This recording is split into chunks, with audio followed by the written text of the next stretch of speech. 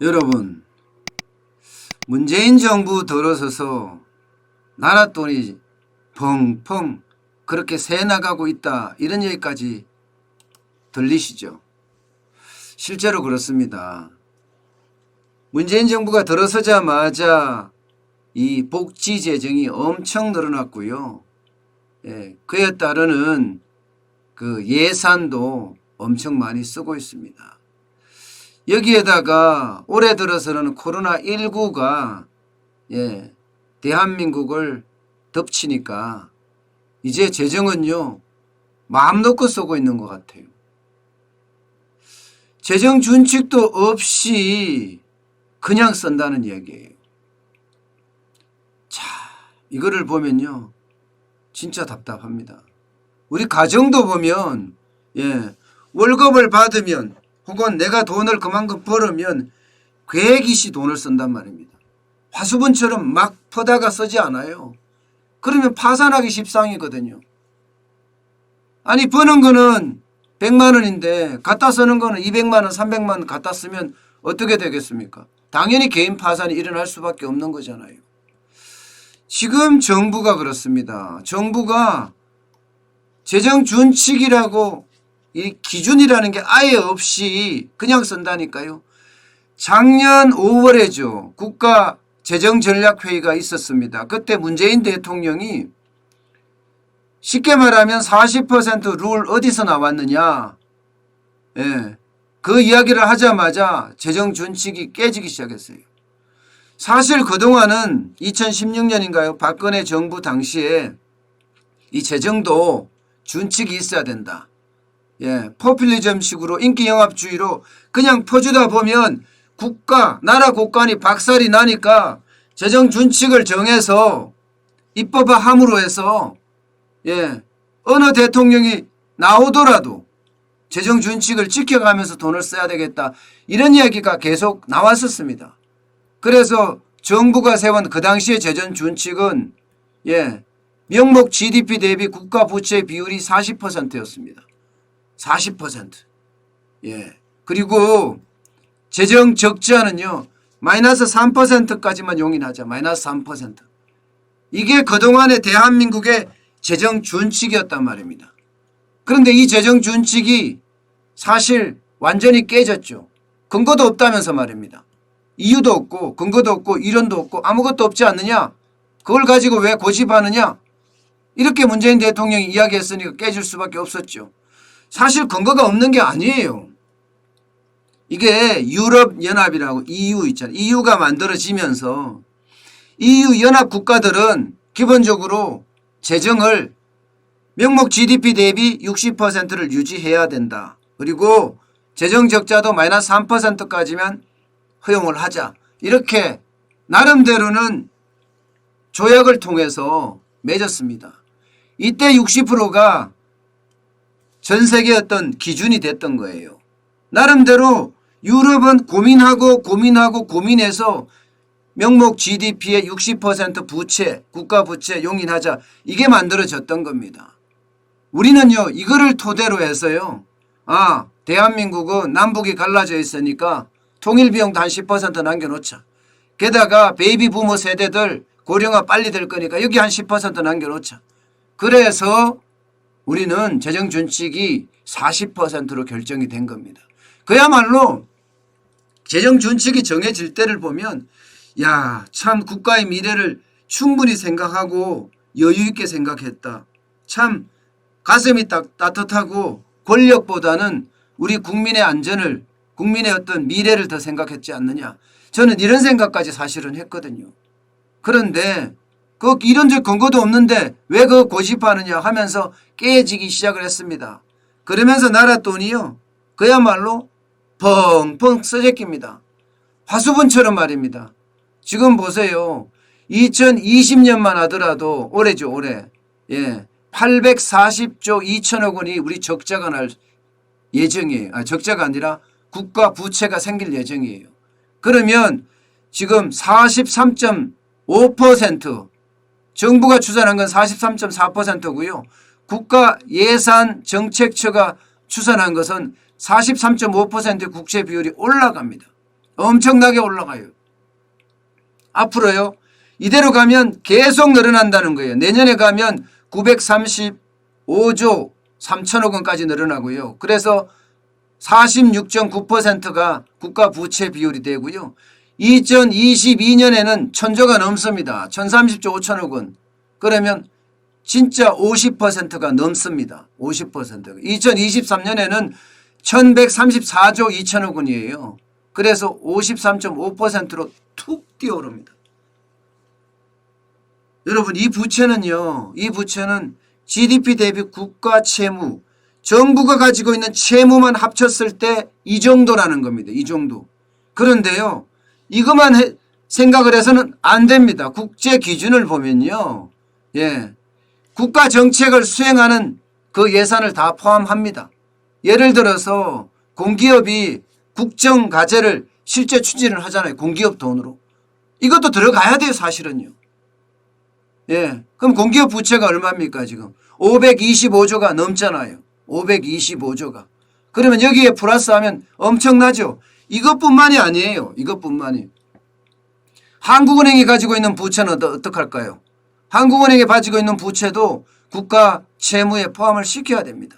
예를 들어서 회사채 매입을 하고 있는 거, 그 다음에 증권사에 대출을 해주고 있는 거, 그 다음에 통화안정증권을 발행하는 것도 있잖아요. 통화안정증권을 발행하는 거. 여기에다가 각종 정부의 보정채무까지. 이게 이제 정부의 보정채무는 사실 공기관이 많이 가지고 있는데 이렇게 합치면요. 지금 국가 재정은요. 그야말로 제가 이런 표현 써서 진짜 죄송한데요. 박살 났습니다. 박살. 예. 어디 이뿐이에요? 여러분 이뿐이 아니에요. 기금은 어떻게 되고 있어요? 기금이요. 기금도 지금요. 적립금 쌓아놓은 거 지금 다 박살내고 있어요. 이렇게 되면 대한민국의 부채는 있는 거 없는 거 천정부지로써요. 지금까지 진짜 우리는 보릿고개를 거쳐가면서요. 여러분 피땀 흘려서 지금 쌓아왔습니다. 피땀 흘려서. 얼마나 많은 선배들이 고생을 했고 또 얼마나 많은 우리 동료들이 고생을 했습니까? 그렇게 해서 기금도 많이 쌓아놓고 예, 나라 부채도 최소한으로 줄여가면서 어떻게 하든 국가 경영을 잘하겠다고 노력해봤고 이런 것들이 지난 3년간 지금 물거품이 돼서 쓰러지는 것 같습니다. 물거품이 돼서. 너무 안타까워요. 너무. 예. 아니 그러면 재정 준칙이라도 정해야 될 거 아니에요. 재정 준칙이라도. 이거 진짜 와. 제가 경제 기자를 한 30년 하고요. 매일경제TV도 사장까지 했습니다마는 지금 문재인 정부처럼 이렇게 막무가내로 나가는 정부는 저는 처음 보는 것 같아요. 지금 재정 준칙 따위는 따위예요. 완전히 따위. 이런 건 생각도 없습니다. 그냥 썩어보는 거예요. 썩어보는 거. 이거 안 정하면 진짜 나라 망하게 생겼어요. 이번에 추경 보세요. 추경. 추경이 35조였습니다. 35조. 예. 더불어민주당 혼자서 국회를 개원해서 18개 상임위원장 모두 싹쓸이 한 다음에 여기서 어떻게 했습니까? 1시간에서 2시간으로 길으면 1시간, 짧으면 1시간, 좀 길으면 2시간, 1시간 반이에요 사실은. 1시간 반 만에 속줄로 그냥 정부안 그대로 다 통과시키고요. 여기다 추가했어요. 3조나. 그래서 38조가 됐습니다. 38조가 됐다는 게 이게 말이 됩니까 여러분? 여기에 38조가 늘어난 3조 늘어난 거 보면요. 여당 의원들의 지역구 예산만 빵빵빵 늘어났습니다. 오죽했으면 정의당 의원이 그냥 졸속심사다 하고 회의장을 박차고 나가겠습니까? 이렇게 제멋대로 멋대로 이렇게 재정을 마음대로 정액시키고 이렇게 해서 되겠냐고요. 이렇게 해서. 오죽했으면 국가예산처에서요. 3차 추경 졸속 편성에 따른 부작용이 증폭될 수밖에 없다. 이렇게 지정을 했겠습니까? 폭주의 폭주, 민주당의 폭주, 문재인 정부의 폭주, 재정에 관한하는 진짜 폭주입니다. 이렇게 폭주가 되면요. 예. 이 속도를 유지해 가면서 고속도로를 달리면 사고 날 확률이 줄어들지만 폭주를 하잖아요. 그러면 사고 날 확률뿐만 아니라 뒤집혀서 폭발할 확률도 있습니다. 폭발할 확률도. 왜 이렇게 국민의 혈세라고, 예. 옛날에 뭐 민주주의 운동한다면서 얼마나 혈세 타령을 했습니까? 근데 그 혈세를 이렇게 막무가내로 퍼선다고요? 준칙도 기준도 없이 말입니다. 제가 이 문제를 가지고 여러분 몇 번에 걸쳐서 이야기를 했어요. 도대체 이렇게 가면 우리나라 어떻게 되느냐. 현재 우리나라도 문제지만 미래 대한민국은 어떻게 돼요? 미래 세대, 우리 자식 세대, 우리 손자 세대는 어떡하냐고요. 빚 떠안고 간다고요? 우리 빚 많이 겪어봤잖아요. IMF 외환위기 때 말입니다. 나라가 빚지니까 어떻게 되는지 봤죠. 예, 서울역에 예, 사람들이 덕실덕실했습니다. 덕실덕실. 망해서 집에도 못 들어가고 예, 서울역에서 노숙하는 사람이 덕실덕실했다고. 실업자는 천지로 늘렸고요. 기업들은 하루가 다르게 대기업들 다 망하고 우리 봤어요. 이런 일이 또 오면 어떡하냐고요. 이제는 그때는요 돈도 없어요. 곳간이 비어있기 때문에 예, 외환보유고가 곳간이다 또 이렇게 말하는 사람이 있습니다. 4천억 불이요? 한 방이에요. 그중에 쓸 수 있는 외환보유고가 얼마나 됩니까? 전부 다 투자해놨잖아요. 전부 다 투자. 무작정 이렇게 국가 채무를 마구 늘려가는 거 이거 문제라고 몇 번에 걸쳐서 지적을 하고 예, 홍남기 경제부총리도 몇 번에 걸쳐서 재정준칙 만들겠다고 이야기했습니다. 작년 5월에 깨졌으면 그죠? 올 5월에 만들었어야죠. 그게 국가 재정이라는 거예요. 가게도 그렇게 우리 가정에서도 그렇게 안 하잖아요. 돈을 썸썸이 있게 쓸 곳에 쓰고 안 쓸 곳에는 아끼잖아요. 나라 경제가 나쁘다 그러면 예, 병원에 갈 거 안 가고 버티는 사람 천지입니다. 이게 가정의 경제예요.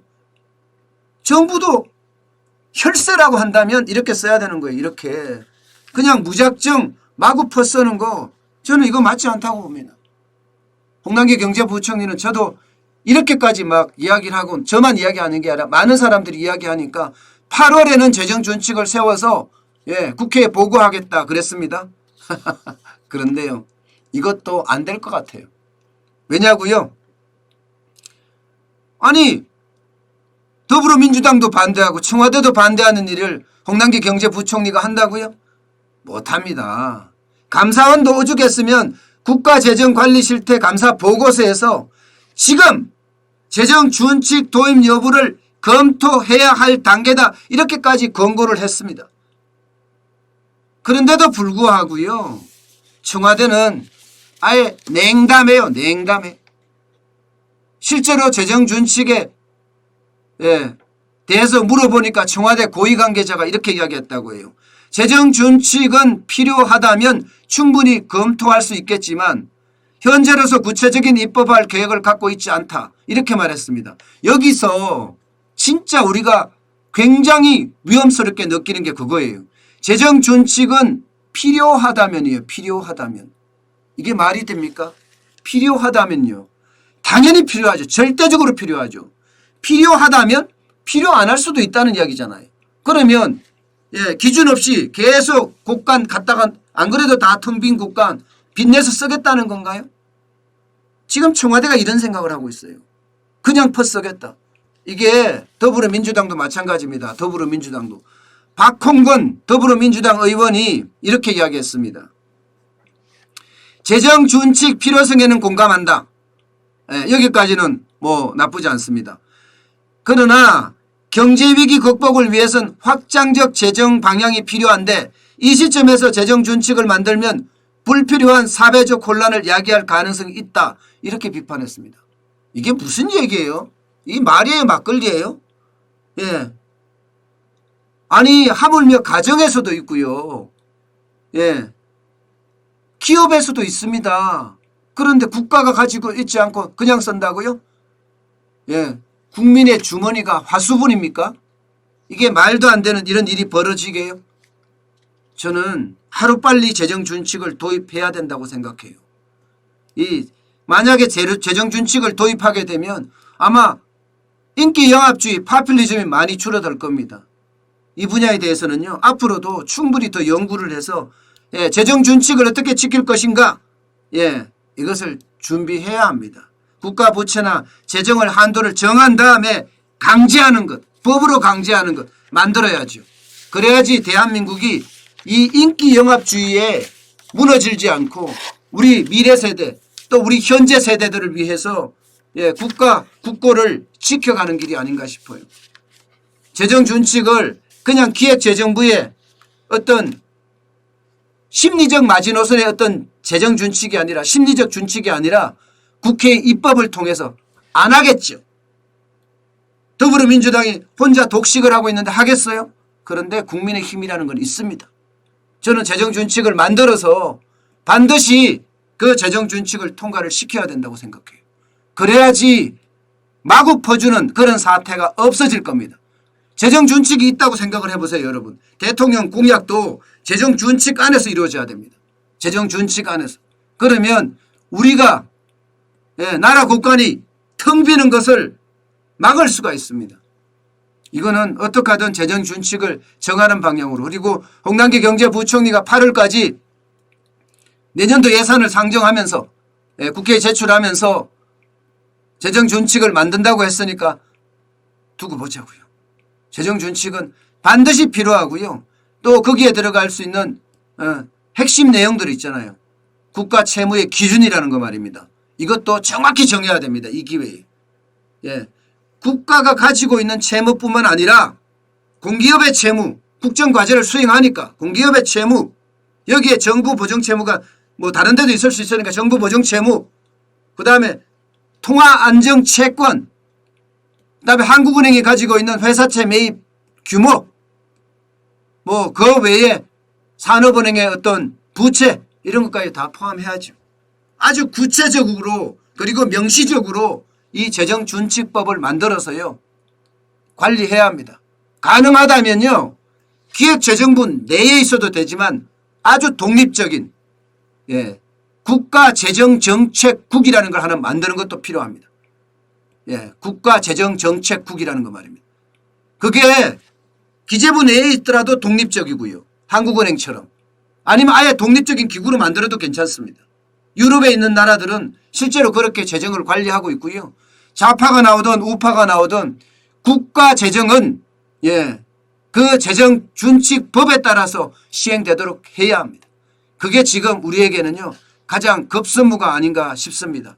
이대로 돈을 쓰다가는요 한도 끝도 없이 쓰게 되고요. 그 결과 우리 국민은 결국 또 한 번의 국치를 맞을 수도 있습니다. 국치. IMF 외환위기 같은 게 국치일이라고 하잖아요. 국가적 치욕이요. 국치를 맞을 수도 있습니다. 그리스나 혹은 베네수엘라처럼 말입니다.